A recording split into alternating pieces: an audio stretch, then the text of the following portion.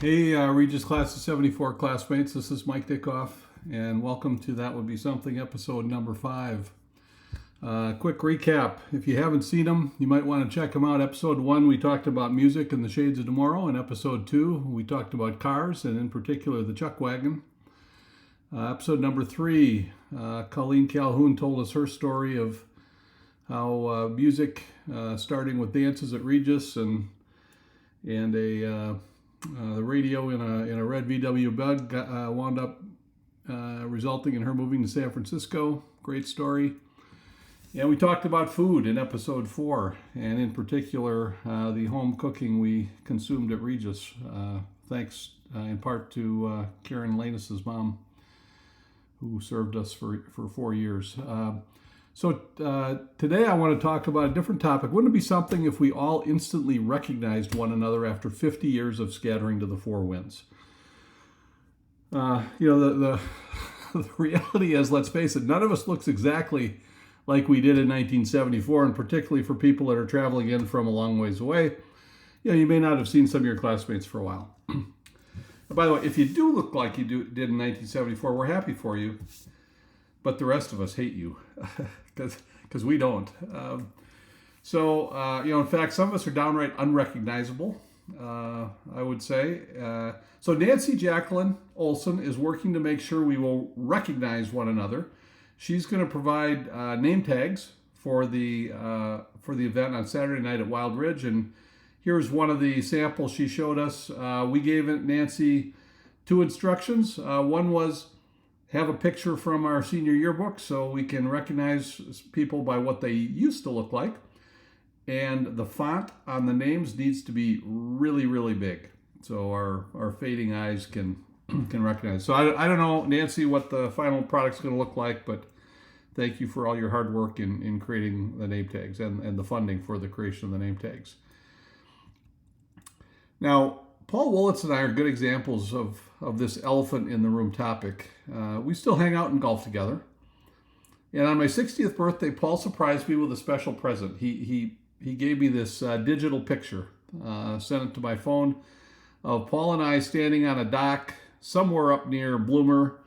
I'm not even sure whose cabin we were staying at that night. But here we are. I'm pretty sure this was in the summer of 1974, right after we graduated from Regis. And we're smiling through our pain here. We both had we're feeling the after effects of way too many beers in the local bar the night before. But anyway, here we are, 2 young, energetic young men about to enter college. That was us then. Now, you probably didn't know this, but this is the picture that spawned Paul's international modeling career. He was the 1974 It Boy for Commando bib overalls. I mean, look at this guy. Well, who wouldn't want him promoting their product? Wouldn't it be something if Paul rocked the bib overalls at Wild Ridge? I've suggested it to him, but I don't know if he will. We'll see. And even if he does, I'm not sure he'll go the shirtless route, but we'll see. Now, did you also know that picture was the inspiration for the Hollywood blockbuster Zoolander? Now, look at Paul and look at Ben Stiller as Zoolander and the resemblance. If you saw that movie, I found it pretty funny. Ben Stiller's character, Derek Zoolander, was referred to many times, self-referred to as really, really ridiculously good looking. So that was inspired by Paul, and you can see a sidekick there, Hansel McDonald. I don't know who he was patterned after, but maybe you can figure that out. Now, Paul got millions of dollars of royalties from the Zoolander people. I got bupkis, but that's okay. He deserved it. Paul and I got together last year, and we agreed we would try to recreate that picture before the reunion, just to show that we still had our mojo. The before photo shoot didn't go well. The dock collapsed underneath us. We wound up in the water. That dock must have been old, and you can see we weren't quite in fighting shape for that picture. And the cost estimate for our makeover to get back to our 1974 look, it was staggering. Liposuction, Botox, hair plugs, etc. We're going to run us 6 figures. So we decided to do our best to get back in shape the old-fashioned way: diet, exercise, lots of golf. And in our first round this year, we played our worst golf together ever for 7 holes. And then Paul caught lightning in a bottle on number 8. So here's Paul, a snippet of Paul after making a hole-in-one on number 8. I saw it go in. It was a fabulous shot. But if you want to see all of him, see what he really looks like today, you're going to have to show up in September. We'll be somewhere in the middle of our extremes. Somewhere between 1974 and 20, whenever that picture was taken on the right. The Zoolander situation got me thinking, wouldn't it be something if Bill Barrett succeeded John Belushi in the lead role in the sequel to Animal House? Here's Bill in his college years at his fraternity, Tapa Kega Beer. I don't know who his frat mate was, but they were their local version of the Animal House frat.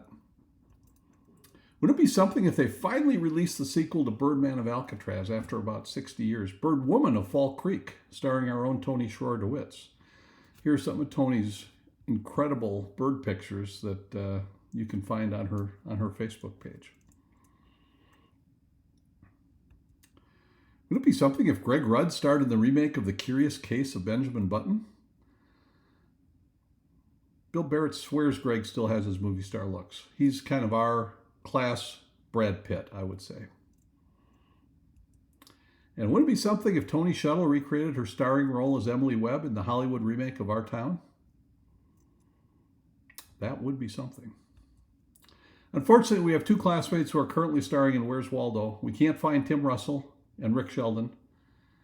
Got any ideas on where they are? If you do, please let me know or let someone on our reunion committee know, because we started with a goal of making sure that everybody in our class knew about the reunion this year far enough in advance that they'd have a chance to make plans to attend. Tim's been missing in action since the early 1980s. I think Bob Cass was the last person to have any real connections with him when he was living in Arizona. We think he's been in California and Texas and maybe other Madison at one time. And Rick, we believe, may be in the Charleston area of South Carolina. But again, nobody's had any contact with him for a really long time. So we'd really love it if we could reach these last 2 classmates and meet that objective of making sure everybody knew about the reunion.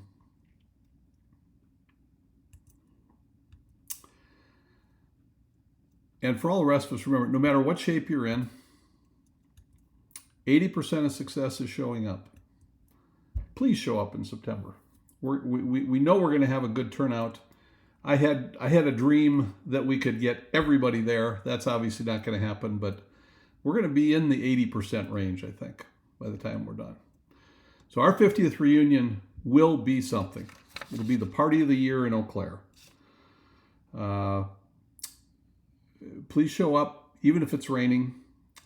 And remember, it's September 20th at the Brewing Project, and it's September 21st at Wild Ridge.